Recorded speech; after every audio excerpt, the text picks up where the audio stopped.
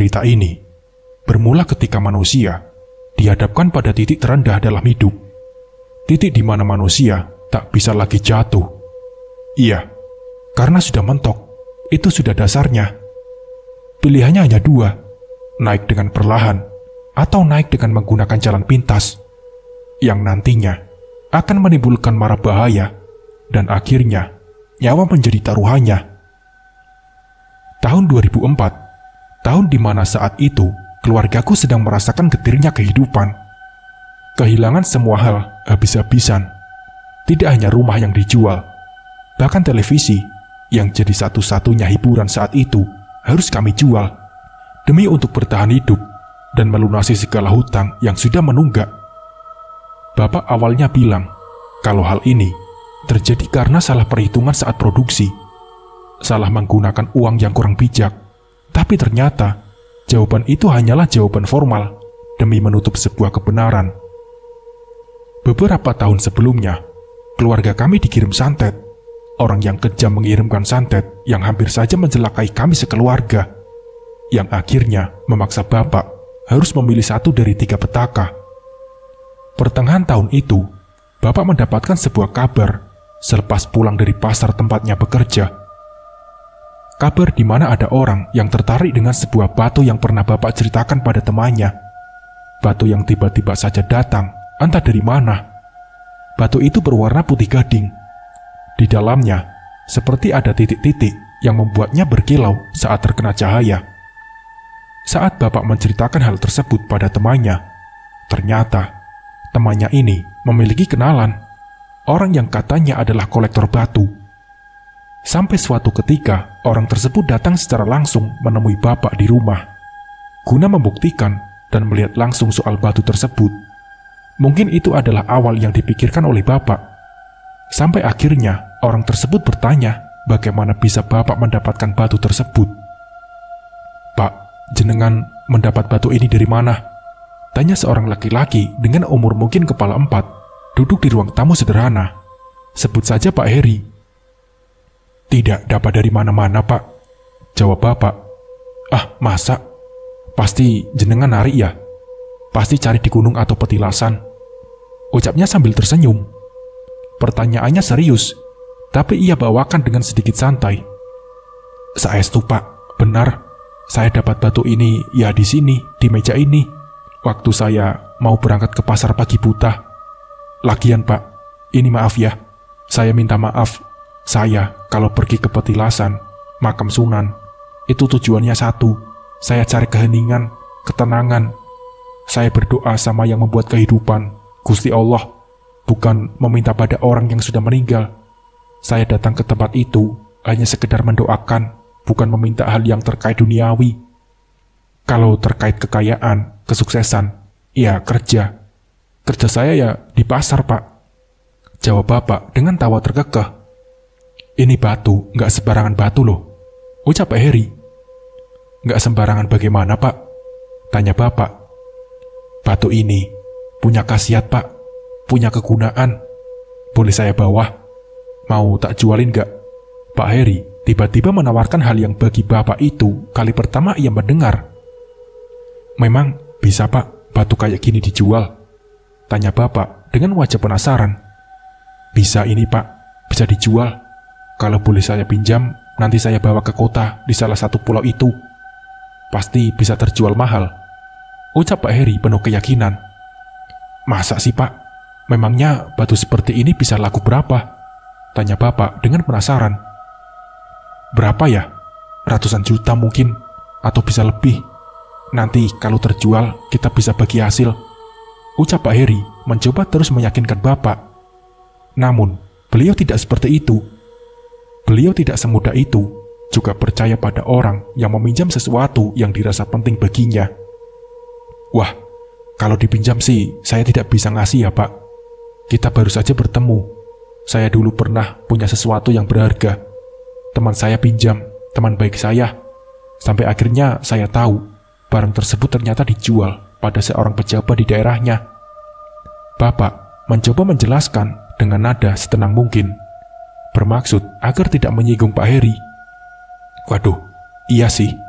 Apa yang dikatakan jenengan ada benarnya, Pak? Boleh saya foto nggak?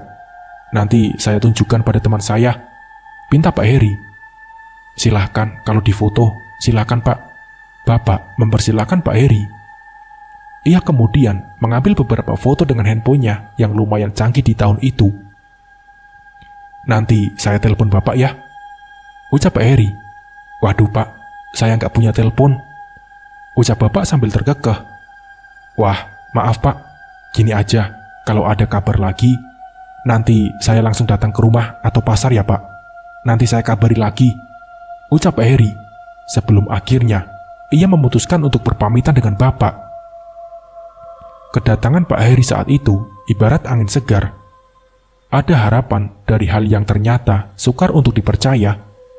Sebuah batu dihargai begitu mahal. Untuk khasiatnya sendiri, Bapak juga tidak terlalu yakin. Ada yang pernah mengatakan, batu yang Bapak miliki ini, jika ditempatkan di toko atau warung, maka akan menjadi penglaris. Jika dibawa terus-menerus oleh penggunanya, maka akan menjadi pengasihan. Percaya atau tidak, Bapak tidak terlalu memperdulikan hal tersebut. Baginya, kalau sudah jadi rezekinya, pasti akan diterima. Dalam pikiran Bapak saat itu, dibuat santai saja segala urusan. Fokus bekerja dan jelas saja, supaya bisa melunasi hutang bank dan jerat rentenir. Tak lama berselang, beberapa hari kemudian, Pak Heri kembali lagi ke rumah. Ia berpesan sesuatu kepada Bapak, bahwasanya ada orang yang berminat membeli batu itu dengan harga tinggi, nominalnya 1 miliar. Mendengar kabar tersebut, orang mana yang tidak sesak dadanya? Bapak waktu itu langsung membayangkan, dengan uang sebanyak itu, rasanya tidak hanya utang yang bisa dibayarnya, tapi dia bisa membeli rumah, mobil, dan membuat usahanya tambah maju, dengan tambahan modal yang tak terkira. Awalnya, Bapak tidak percaya begitu saja, sampai akhirnya Pak Heri memberikan uang dalam amplop coklat yang nominalnya tidak sedikit. Sore itu, Pak Heri meminta agar besok siang Bapak berangkat ke kota yang pernah Pak Heri ceritakan, bertemu dengan orang yang akan membeli batu tersebut. Nantinya, Bapak akan berangkat sendiri, karena Pak Heri setelah pertemuan ini akan langsung bertolak ke kota tersebut. Setelah itu, hal aneh mulai terjadi. Perasaan Bapak tiba-tiba merasa tidak nyaman oleh sesuatu. Ada kekuatan yang entah dari mana, seperti mengintimidasi Bapak. Bukannya tenang setelah mendengar kabar tersebut, namun Bapak malah gelisah. Malam pun tiba. Bapak menceritakan semuanya pada ibu dan tentunya kami, anak-anaknya. Khususnya aku sebagai anak tertua. Hal tersebut tentu disambut baik oleh ibu. Bagai mendapat durian runtuh, tapi Bapak juga bilang, durian, kalau runtuhnya kena kepala juga bakal sakit, kata Bapak. Kami semua tertawa mendengar Bapak berkata seperti itu. Berbeda dengan Bapak, wajahnya begitu serius. Hingga akhirnya, malam pun tiba. Kami semua beristirahat, tak terkecuali dengan Bapak, yang biasanya tidur paling akhir. Kini, sudah memposisikan tubuhnya di atas kasur. Disadari atau tidak, pertanda buruk malam itu mulai datang. Bapak terus saja berjalan, menelusuri jalanan yang di kanan dan kirinya sawah. Saat itu sore terlihat berbeda. Langitnya berwarna kuning, membuat segalanya janggal. Perasaan Bapak benar-benar tidak karuan. Entah kenapa, ia bisa berada di jalan ini. Beliau terus berjalan tanpa henti, hingga akhirnya beliau bertemu dengan ibu, berdiri persis di depannya, menatapnya dengan mata yang terus mengeluarkan air. Loh, Bu, kenapa? Kok ibu ada di sini? Tanya Bapak yang penasaran dengan hal tersebut. Ibu hanya terdiam tanpa menjawab apapun. Hingga akhirnya, ibu berbalik arah, berjalan ke arah yang dituju Bapak. Melihat hal tersebut, Bapak berlari mengejar ibu. Namun, ibu yang hanya berjalan biasa saja, seperti susah digapai oleh Bapak.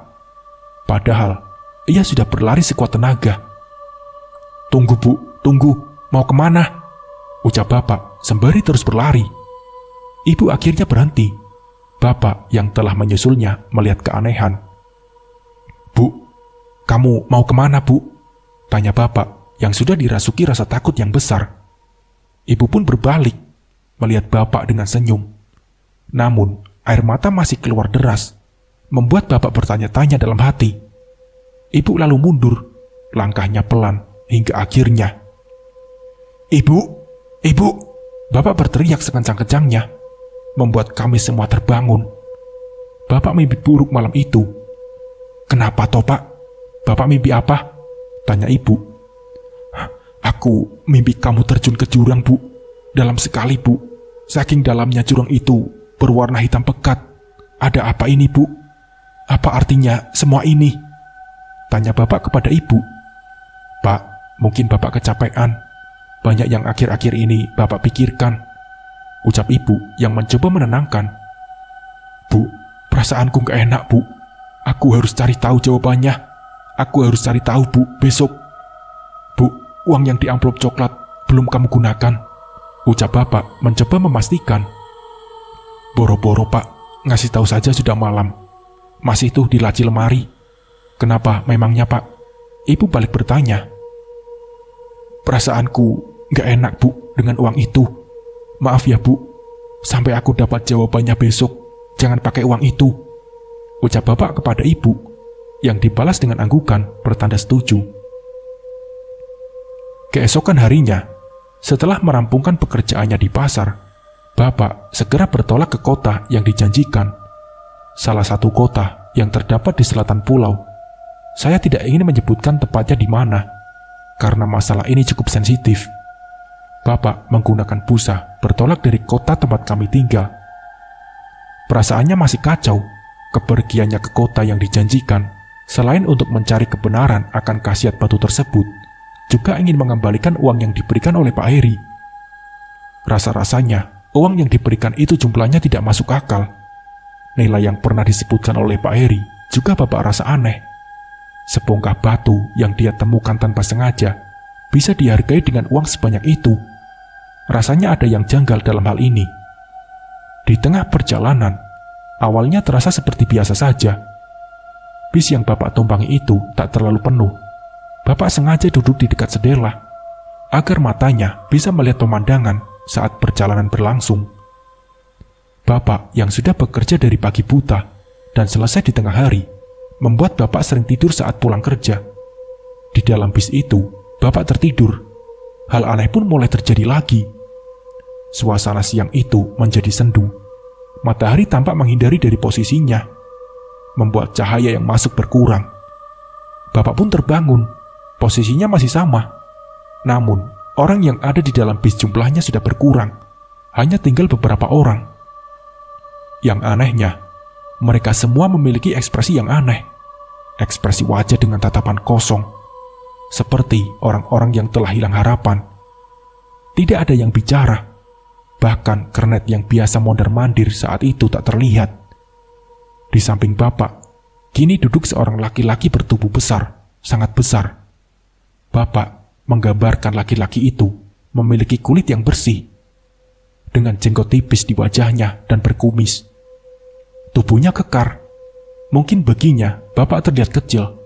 Ia duduk di samping bapak, setelah sebelumnya bangku yang bapak tempati kosong. Mau kemana, Pak? Sapa basa-basi laki-laki di sebelah bapak. Mau ke kota C, Pak. Jawab bapak singkat. Saya sarankan jangan ya, Pak. Saestu jangan. Ucap orang itu. Loh, kenapa emangnya, Pak? Kok tiba-tiba bilang seperti itu? Tanya bapak yang penasaran. Jenengan mau ke kota itu untuk menyerahkan batu putih yang ada di dalam tas bapak, kan?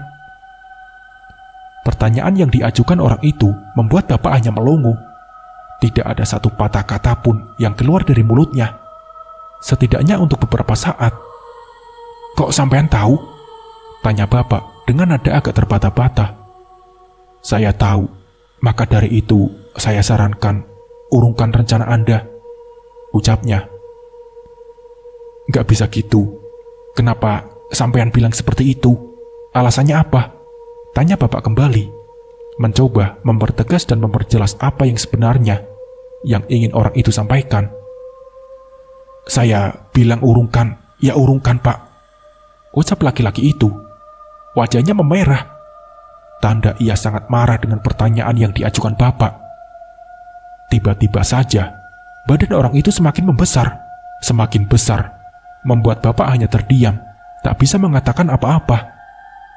Kini, bapak berada di hutan pinus, dengan pohon-pohon yang menjulang tinggi, membuat hanya sedikit cahaya yang bisa menembus ke dalamnya. Bapak yang telat menyadari hal tersebut, hanya bisa terdiam dalam ketakutannya, mencoba memahami situasi saat ini. Namun hal tersebut memang tidak bisa masuk akal pikiran manusia. Aku yang ada di situ, aku yang ada di dalam batu itu, aku yang kamu temukan, aku yang memilih kamu, ucap sosok tinggi besar itu dengan cahaya kuning yang menyinari bagian belakangnya. Maaf, saya tidak mau mengganggu. Saya tidak paham dengan Anda. Maaf, ucap bapak dengan tubuh bergetar, ketakutan, dan intimidasi ia rasakan saat ini.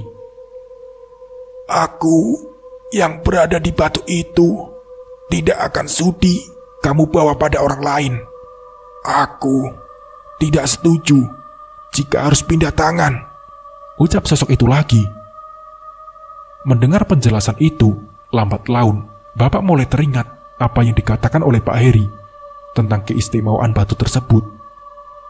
Kalau kamu masih nekat dan ingin memindahkan batu itu, saya punya syarat, ucapnya dengan nada yang menggema. Mendengar hal tersebut, muncul di benak bapak untuk memberanikan diri berkomunikasi dengan sosok tersebut. Syaratnya apa? Syarat apa yang Eyang ajukan? Barangkali saya bisa menyanggupi, ucap bapak. Kalau aku diberikan kepada orang lain, kalau aku pindah dari tanganmu, aku minta teman, orang yang paling kamu sayangi, harus ikut aku, ucap sosok itu. Siapa yang Anda pilih, Eyang? Tanya bapak dengan wajah tertunduk. Istrimu, harus istrimu yang aku minta untuk menemani aku, ucap sosok itu. Mendengar jawaban tersebut membuat badan bapak kaku. Ia tidak bisa lagi berkata apa-apa. Ia hanya bisa melihat sosok itu yang lambat laun mendekatinya. Saat jarak semakin dekat, ia berkata untuk terakhir kalinya, kamu yang bisa memilih, keputusan ada pada dirimu, pinta sosok itu. Mata bapak mendadak terbuka. Ia kini terbangun dari tidurnya. Tidur yang cukup lama tanpa ia sadari. Kini, bis sudah tiba di terminal kota yang dituju. Bapak hanya bisa terdiam sesaat. Ia masih mencerna apa yang barusan ia alami. Keringat membasahi keningnya. Bapak akhirnya turun dari bis yang ia tumpangi. Setelah bis berhenti di terminal kota itu, langkahnya cukup ragu setelah mendengar apa yang barusan ia alami. Pilihan ada pada tangannya. Entah mana yang dipilih. Saat itu, hati bapak masih bimbang. Setelah keluar dari terminal, bapak sudah dijemput oleh Pak Heri. Ia sudah menunggu kedatangan bapak saat itu. Alhamdulillah, sudah sampai ya Pak. Bagaimana perjalanannya? Dibawakan batunya? Tanya Pak Heri ramah pada bapak. Baik Pak, iya, saya bawa batunya, jawab bapak singkat. Perasaannya saat ini masih diliputi kebimbangan dan kecemasan. Ia tidak akan tahu apa yang akan terjadi selanjutnya. Sudah makan Pak? Mau makan siang dulu? Tanya Pak Heri kembali. Sudah Pak, sudah makan sebelum perjalanan, jawab bapak. Oh ya sudah, kalau begitu ayo kita segera ke tempat perjanjian. Dekat dari sini kok Pak, ucap Pak Heri. Bapak hanya membalas perkataan Pak Heri dengan anggukan. Kini, ia diantar oleh Pak Heri menggunakan sebuah motor menuju tempat yang sudah dijanjikan. Setelah melakukan perjalanan beberapa menit, sampailah mereka di sebuah rumah yang cukup besar. Terlihat dari gerbangnya saja, sudah membuat bapak minder saat akan masuk ke dalamnya. Setelah satpam membuka gerbang, mereka akhirnya masuk. Di situ, Bapak langsung dibawa oleh Pak Heri ke sebuah gazebo yang berada di pinggir halaman rumah tersebut. Di sana, ada 3 orang laki-laki seusia Pak Heri sedang duduk bercengkrama. Saat Bapak dan Pak Heri tiba, langsung ketiganya mengarahkan pandangan mereka. Perasaan Bapak saat itu langsung bercampur aduk. Karena proses transaksi sepertinya akan segera berlangsung.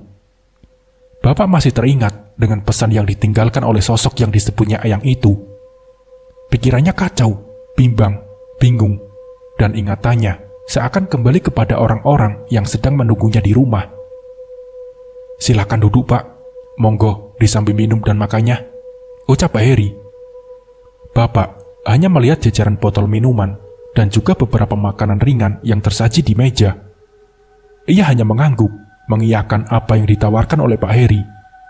Orang-orang di sekitarnya juga menunjuk makanan di meja yang sudah tersaji, seraya menyuruhnya untuk segera memakan apa yang ada di hadapannya. "Ini semua teman-teman saya, ada Ari, Naryo, dan Dimas. Mereka semua itu teman yang biasa bareng saya kalau lagi mencari batu atau pusaka yang tersebar di tanah Jawa ini.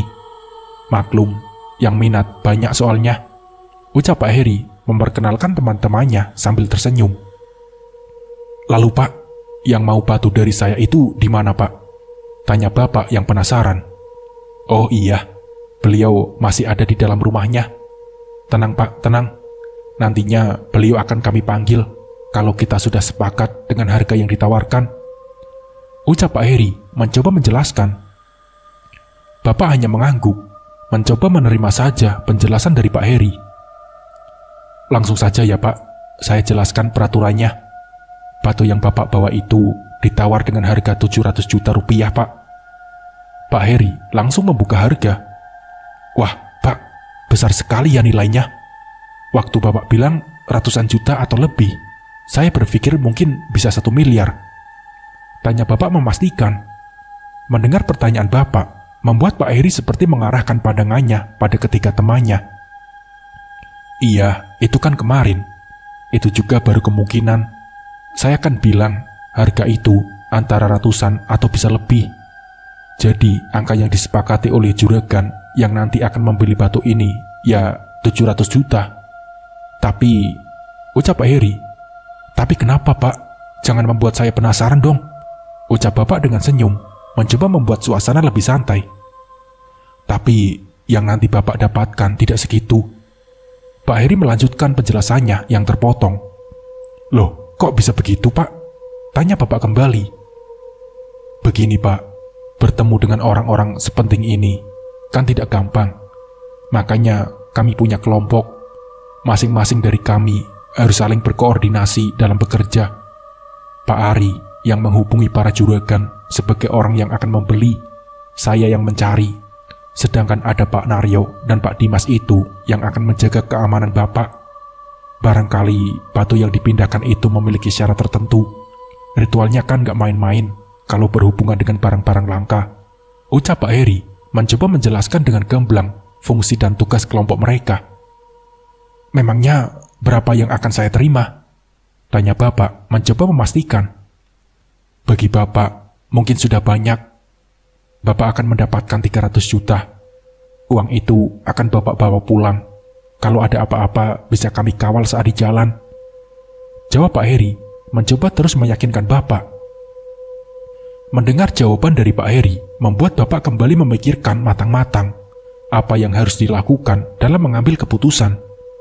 Wajahnya serius. Baginya ini seperti pisau bermata dua. Di saat ini memang Bapak membutuhkan uang tersebut untuk segera melunasi hutangnya. Tapi jika mengingat kejadian tadi, rasanya Bapak harus mempertimbangkan apa yang dikatakan oleh sosok yang disebutnya Eyang. Bapak terdiam cukup lama. Dengan jumlah uang yang akan ia dapatkan, rasanya hanya menyisakan sedikit jika harus digunakan untuk membayar hutangnya. Tapi yang paling Bapak takutkan, jika saja apa yang dikatakan oleh sosok Eyang itu benar, baginya tidak harga yang pantas untuk ditukarkan dengan nyawa. Tindakan keji ini tidak akan Bapak ambil. Tiba-tiba, angin di sekitar itu bertiup sejuk. Lalu di telinga kiri Bapak terdengar suara yang khas. Urungkan, Le. Urungkan. Suara itu kembali muncul, menambah yakin keputusan apa yang nantinya Bapak ambil. Gimana Pak? Setuju dengan penawaran kami? Kami gak akan menipu Pak. Ini kami sudah jujur, membuka semuanya dengan gamblang, ucap Pak Heri yang membuat Bapak tersadar dari lamunannya. Apa yang membuat Bapak ragu? Nilainya bagus loh Pak. Kapan lagi mendapatkan rezeki seperti ini? Pak Heri kembali berucap, mencoba mempengaruhi keputusan yang akan Bapak ambil. Pak Heri dan semuanya, saya mohon maaf sebesar-besarnya. Saya tidak bisa menyerahkan batu itu, Pak. Setelah terdiam beberapa menit, akhirnya Bapak menjawab pertanyaan dari Pak Heri. Jawaban dari Bapak membuat semua orang yang duduk nampak tegang. Wajahnya menatap serius, membuat aura intimidasi benar-benar dirasakan oleh Bapak. Namun, dalam situasi ini, Bapak mencoba untuk tetap tenang. Loh, Pak, kenapa? Apa nilainya tidak pas? Ucap Pak Heri dengan wajah cukup terkejut mendengar jawaban dari Bapak. Bukan perkara nilai, Pak, tapi... Jawab Bapak. Tapi apa, Pak?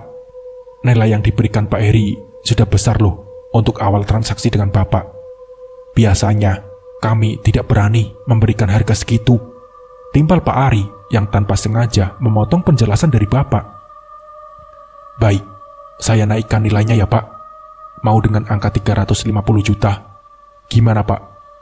Pak Heri masih mencoba merayu Bapak untuk mau menjual batu tersebut. Maaf Pak, saya mau tanya. Sebenarnya batu ini mau digunakan untuk apa? Masa hanya buat koleksi saja? Tanya Bapak. Untuk apanya batu ini digunakan, jenengan gak usah tahu. Yang jelas, ini ada kaitannya dalam pengembangan usaha yang sedang dirintis oleh juragan. Cukup toh, sekarang bagaimana keputusan Bapak? Ucap Pak Heri. Saya tetap tidak mau melepaskan batu ini, Pak. Saya tidak. Jawab Bapak. Loh, gimana? Kan kemarin saya sudah memberi uang Bapak 10 juta dalam amplop. Itu udah Bapak terima loh. Potong Pak Heri sebelum Bapak menyelesaikan penjelasannya. Justru itu, makanya saya datang kemari adalah untuk mengembalikan uang ini, Pak. Bapak mengeluarkan amplop dari dalam tasnya, lalu meletakkan di meja. Sontak, semua orang melihat itu, seakan tidak percaya dengan apa yang dilakukan oleh Bapak. Tugas saya sudah selesai. Saya pamit ya, Pak. Saya sudah tahu jawabannya sekarang. Ucap Bapak dengan wajah tenang. Pikirannya sudah bulat. Ia tidak peduli lagi jika akan terjadi sesuatu pada dirinya. Di depannya sudah berdiri 4 orang laki-laki yang kini merasa seperti dipermalukan oleh sikap dan penolakan dari Bapak. Di mana batu itu, Pak? Ucap Pak Heri. Tidak saya bawa, Pak. Ucap Bapak ngelantur. Jelas-jelas batu itu masih di dalam tas yang ia bawa. Ia menjawab pertanyaan itu sekenanya, berharap bisa keluar dari rumah besar itu. Tiba-tiba saja Pak Dimas merebut tas yang Bapak bawa dengan paksa. Bapak mencoba mempertahankan tas tersebut, tapi bogem mentah mendarat di wajah Bapak membuat ia terjatuh. Pak Heri yang melihat hal tersebut seperti mencoba menahan, namun keadaan sudah mulai kacau. Tas yang dipegang oleh Pak Dimas sudah dikeluarkan semua isinya. Hal aneh terjadi di sini. Batu yang mereka cari keberadaannya tidak ditemukan. Sampai tas yang Bapak bawa kosong, batu itu bagi lenyap di telan bumi. Bapak lalu terbangun dari posisinya semula, menatap semua yang ada di situ. Berani-beraninya Anda semua menyakiti orang yang cacat seperti saya, ucap Bapak sambil memegang pipi sebelah kirinya. Saya sudah bilang, batu itu tidak ada. Tidak saya bawa, ucap Bapak sambil menahan kemarahannya. Emosinya sudah tidak bisa terbendung, namun logikanya masih bisa dipertahankan. Pak, minta maaf ya. Maafkan sikap teman-teman saya, ucap Pak Heri yang sepertinya menyesal melihat sikap yang dilakukan oleh teman-temannya. Bapak lalu maju, bergegas merapikan barangnya, memasukkan kembali ke dalam tasnya. Wajahnya nampak kebingungan. Kemana sebenarnya batu yang ia bawa tadi? Apakah sudah diambil oleh salah satu teman Pak Heri? Atau memang hilang? Apapun itu, yang terpenting, Bapak bisa keluar dahulu dari tempat itu. Urusan saya di sini sudah selesai. Saya pamit. Kata-kata dari Bapak menutup. Dengan langkah yang tak sempurna, Bapak berjalan cepat menuju gerbang. Dalam pikirannya, semoga tidak ada yang mencegatnya lagi. Setelah bersusah payah untuk bisa keluar dari rumah tersebut, akhirnya, kini Bapak sudah sampai di terminal, menunggu bis yang akan membawanya kembali ke kota tempat tinggalnya. Bapak termenung di dalam penantiannya. Entah apa yang ia lakukan ini, benar atau salah, membuang begitu saja nominal besar yang sudah ditawarkan oleh orang-orang tadi. Tapi, peringatan dari sosok Eyang tidak bisa dilupakan begitu saja. Pikirannya masih terbayang, senyuman anak dan istrinya yang menerima ia apa adanya dan menyambutnya saat sepulang kerja. Dalam perjalanan pulang, pikirannya masih memproses peristiwa yang barusan terjadi di hidupnya. Rasa-rasanya ia sedang diuji. Gusti Allah seakan memberi ujian berkali-kali padanya. Entah ujungnya apa, Bapak hanya bisa berdoa. Semoga keputusan yang ia ambil kala itu tidak akan membuatnya menyesal di kemudian hari. Bapak lalu memeriksa tas yang ia bawa. Batu yang disadari tadi dicari oleh komplotan Pak Heri ternyata masih berada di dalam tas tersebut. Padahal awalnya Bapak berpikir batu itu tidak hilang, namun sudah diambil paksa oleh komplotan itu. Ia sudah ikhlas jika kehilangan batu tersebut. Toh ia tidak menerima sepeser pun uang hasil dari pertukaran batu tersebut.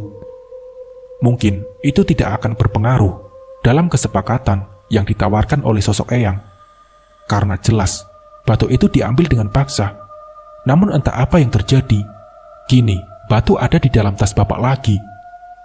Bapak lalu memejamkan mata sejenak, bersyukur dengan apa yang baru ia alami. Setidaknya, ia hanya mendapatkan satu pukulan bugem mentah di wajahnya. Bukan lebih, yang terpenting, ia bisa keluar dari rumah itu. Keluar dari jeratan komplotan Pak Heri. Dalam lamunannya, Bapak mendengar suara seperti sedang berbicara di dekat telinganya. Bagus nak, apa yang sudah kamu jalani. Bagus, jalan yang kamu pilih. Aku tidak sudi kalau harus menuruti nafsunya manusia. Ucap bisikan itu. Suara sosok Eyang terdengar jelas kembali, membuat tenang hati Bapak. Setidaknya apa yang ia pilih ada yang mendukung. Bapak sampai kembali ke rumah di waktu sudah malam. Ibu dan kami semua bertanya-tanya tentang apa yang terjadi. Muka Bapak terlihat lebam di sebelah kiri. Bapak akhirnya menceritakan semuanya. Yang ia temui adalah maklar yang memang pekerjaannya mencari barang-barang antik, pusaka, dan juga batu-batu yang memiliki kekuatan dan khasiat. Sambil bercerita, Bapak lalu tersenyum. Sesaat kemudian, Bapak menangis meratapi apa yang telah ia alami hari ini. Dan sebuah pertanyaan aneh keluar dari mulut ibu. Mbok biarkan saja toh Pak, aku nggak apa-apa, aku terima. Yang penting, kamu dan anak-anak bisa hidup bahagia. Ucap ibu yang membuatku melongo. Bisa-bisanya ibu berbicara seperti itu. Entah itu serius atau bercanda. Namun, jika itu candaan, rasanya waktunya kurang tepat. Bu, aku tidak mau main-main dengan hal seperti itu. Bisa jadi awal minta satu, bisa jadi selanjutnya anakku. Seperti apa yang dialami oleh keluarga temanku, Bu. Dia dan seluruh anggota keluarganya habis, tak tersisa, terjebak kesepakatan dengan iblis. Harta bisa dicari, Bu, tapi tak ada harga yang pantas untuk nyawa dari seseorang. Ucap Bapak menutup kejadian waktu itu. Kesimpulan yang Bapak ceritakan, ada juga sosok jin atau apapun namanya yang tidak mau diganggu. Dia lebih memilih tenang, tidak ingin menuruti nafsu dari manusianya sendiri. Dalam sebuah perjanjian, pasti ada sebuah penawaran. Hal ini yang harusnya bisa dipilih baik-baik oleh manusia itu sendiri. Karena manusia diberikan akal dan nafsu, semuanya harus digunakan secara berimbang. Ada hal lain yang membuat saya terkejut saat Bapak bilang, Yang Bapak takutkan itu bukan masalah yang berkaitan dengan gaib. Tapi andai saja waktu itu batu putih ditemukan oleh teman Pak Heri, entah apa yang akan terjadi. Bisa saja bapakmu malah dikebukin atau paling sadis dibunuh dan dibuang mayatnya entah kemana. Kadang manusia bisa gelap mata kalau sudah berkaitan dengan harta, ucap Bapak sambil terkekeh. Kembali meminum teh dan menghisap rokok yang ia pegang sedari tadi. Ya, itulah sepenggal kisah yang pernah Bapak lalui. Hal yang menjadi pelajaran penting bagi saya, bahwasanya semua hal itu dimulai dengan usaha serta doa yang dilakukan secara konsisten. Sesuatu yang didapat dengan cara jalan pintas biasanya tak bertahan lama. Pada akhirnya, malah akan membawa malapetaka pada suatu kehidupan. Nah, seperti itulah ceritanya. Semoga dari cerita ini kita bisa mengambil hikmah dan pembelajarannya. Mungkin cukup sekian dari saya. Wassalamualaikum warahmatullahi wabarakatuh.